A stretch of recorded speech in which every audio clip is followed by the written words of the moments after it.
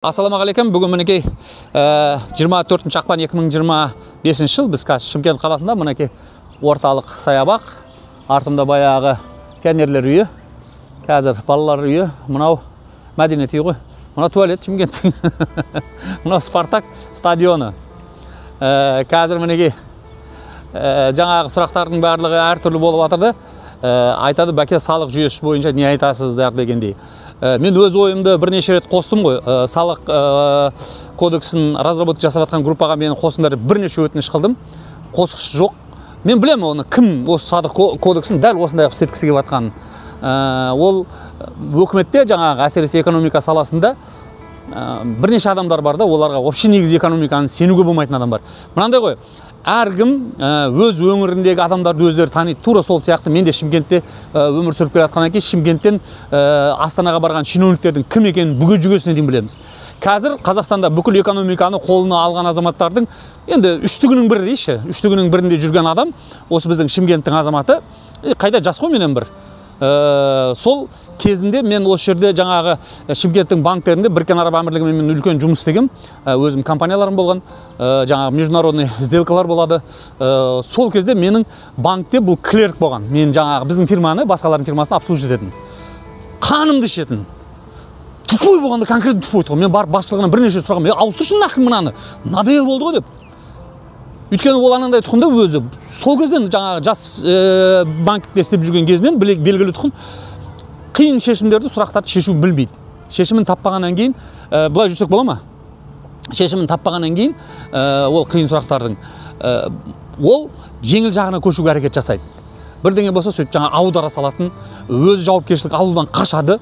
Мысалы айталық, мынау сұрақ бар, бірақ сұрақты тыңғылықты шешу үшін мына қиынырақ жағы бар ғой. Өйткені сәл сделка басқаша болды, ми ашып қалады, замыкать етеді. Анауындай үйреншікті тірлігін ғана істейді, робот сияқты.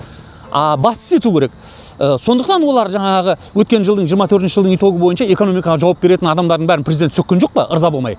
Сөккені сол. Енді қайтеді сөкпей. Ол жерде басты ететін адам кем де кем. Мен по крайней мере көрген адамдардың ішінде мен бастайтын мықты біздің экономикамызды жұлғап алып кететін технократ көргенім жоқ. Енді соны айтайын. Мен оның сол жаңағы былай қарай жібереміз. Энергетика министрлігінде жұмыс, экономика министрлігінде істеп жатқанын көріп, құдай, шоке бол, мынау ма? Осы істеп жатыр ма дедім. Шымкенттен барып сұрасай, Любойна мынау кім? Любойнан сұрашы мынау кім екенін. Осыған экономиканы сенген болсаңдар тыңған екенбіз. Шымкентте бастайтын алтын жігіттер бар. Мынандай жалғыз Қазақстан емес, Американың экономикасын алға жылжыталатындай жігіттер бар. Бірақ оларға мүмкіншілік жоқ та.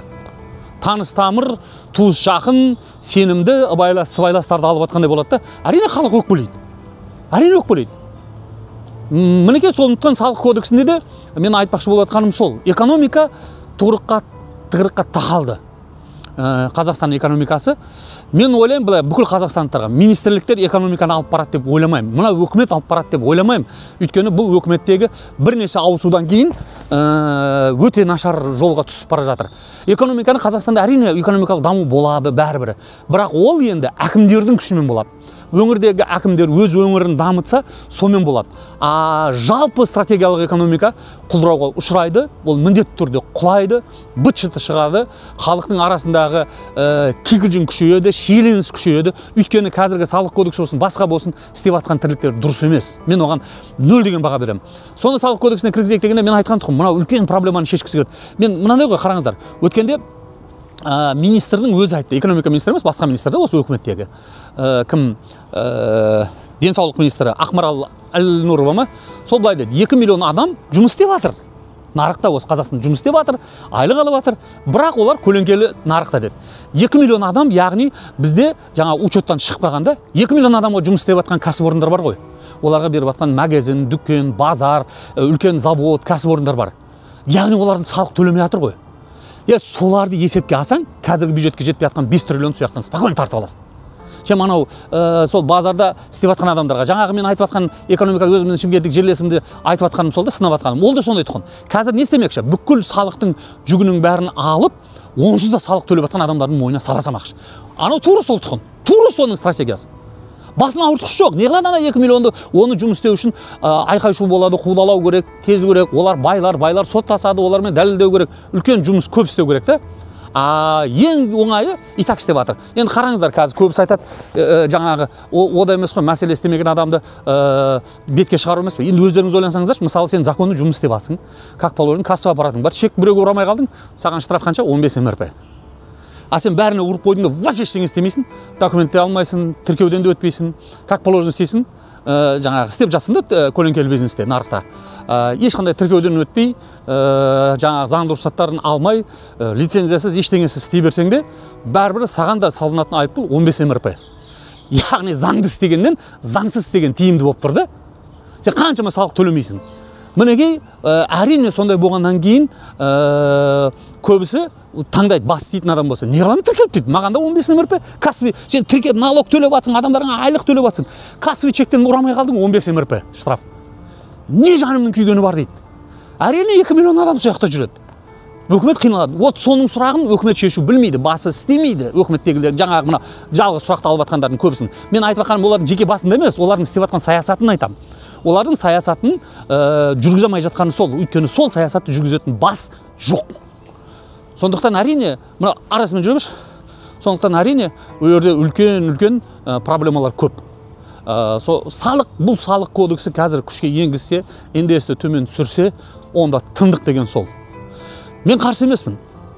Салықты көбейтуге болады, 70%-ке көбейтуге болады, Норвегияда.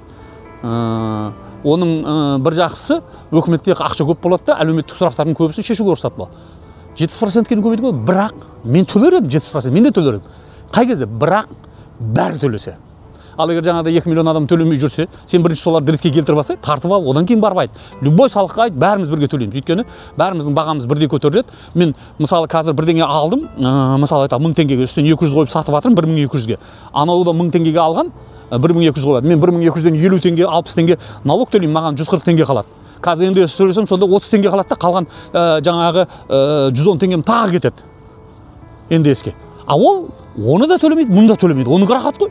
Әрине ол байиды, ал мен сияқты адал кәсіпкер өледі, жұмыс істей алмайды, ол банкрот болады. Содан кейін тек арамдар қалады. Мінекей экономикалық дағдарыс осы. Сау саламат болыңыздар, сіздермен болған Бақытжан Көпбаев.